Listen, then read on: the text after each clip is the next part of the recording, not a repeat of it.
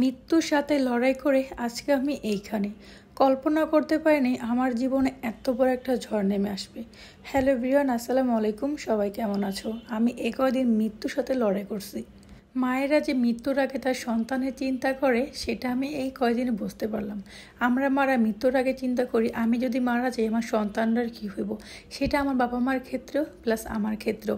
আমার বাবা মা যেমন তার সন্তানের জন্য দোয়া করছে, তার সন্তানের কামনা চাইছে, ভালো কামনা, তার আমিও সবসময় চিন্তা করতাম যদি আমি মারা যাই আমার সন্তানের কী হইব, আমি ছাড়া আমার সন্তানের কেউ নাই। হঠাৎ আমার খুবই অসুস্থ হয়ে যে আমি এক রাত্রেই কী থেকে কী হয়ে গেলাম বুঝতেই পারতেছিলাম না। আমি সারা রাত ছটপট করে বিছার মতন ছটপট করছি খাটের উপরে আমার শ্বশুর বাড়িতে। তখন দুপুরবেলা আমার আব্বু আমাকে নিয়ে আসে, বলে না বাবা মায়ের মন সন্তান কী ছিল সবার আগে বাবা মার মনে টান দেয়, বাবা মা আগে আগে জানতে পারে, ঠিক তেমনই আমার আব্বু সঙ্গে সঙ্গে আমাকে দুপুরবেলা নিয়ে আসে। আর আমি অসুস্থ হওয়ার পরে আমাকে যে কী পরিমাণে টেক কেয়ার করছে আমার ছোটো বোন প্লাস আমার মা।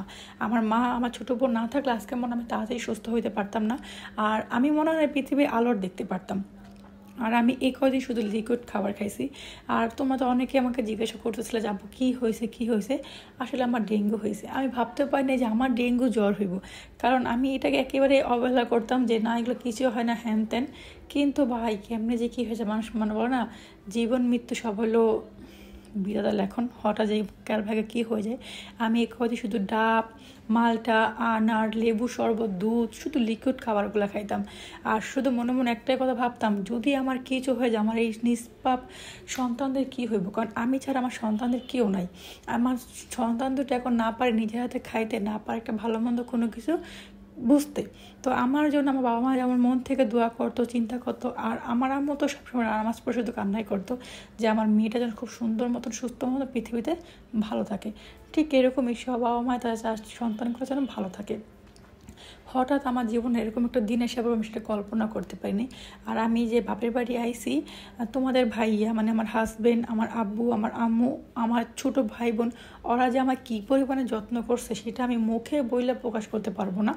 আর রোজ আপু অফিস থেকে অ্যাকচুয়ালি কাজ থেকে বাসায় আসার সময় আমার দোকান থেকে বাসায় আসার সময় এই শরবতটা আমার জন্য নিয়ে আসতো। সব কিছু কিন্তু আমাকে পেঁপে পাতা রসটাও খাইতে হয়েছে, যেটা কিনা ছিল বিষের মতন বিষাক্ত। ভাই আমার এটা খাওয়ার যে কি একটা, সেটা মুখে বলার মতন না। আর এইগুলো কিন্তু খাবার দায়িত্ব সব ছিল জুয়েলের। আর জুয়েলের কিন্তু আমার জন্য অনেকটা আমাকে টেক কেয়ার করছে, সময় মতন ডাব কাইটা দেওয়া, সময় মতন ফল কাইটা দেওয়া। আর এই যে এই শরবতটা যেটা পেঁপে পাতা রস, এটা কিন্তু জুয়েল নিজে হাতে বানাইয়া ও দাঁড়ায় থাইকা খাওয়ায় তারপর যেত। ও ভাবতো আমি এটা ফালাই দিব, কিন্তু এটা ফালানোর মতন এটা এই ভাই কী যে একটা অবস্থা ছিল। তো যাক আলহামদুলিল্লাহ আমি এখন অনেকটা ভালো, অনেকটা সুস্থ আছি। কয়েকদিন যাবৎ আমার জীবনটা আটকে ছিল এই ওষুধের উপরে। তো আলহামদুলিল্লাহ আমি মৃত্যুর সাথে লড়াই করে আমি আজকে এখানে আছি, অনেকটা সুস্থ আছি, সবার দোয়ার, সবার ভালোবাসায়। তো যাই হোক আমি বলবো একটাই কথা, পৃথিবীতে বাবা মার মতো আপন কেউ নাই।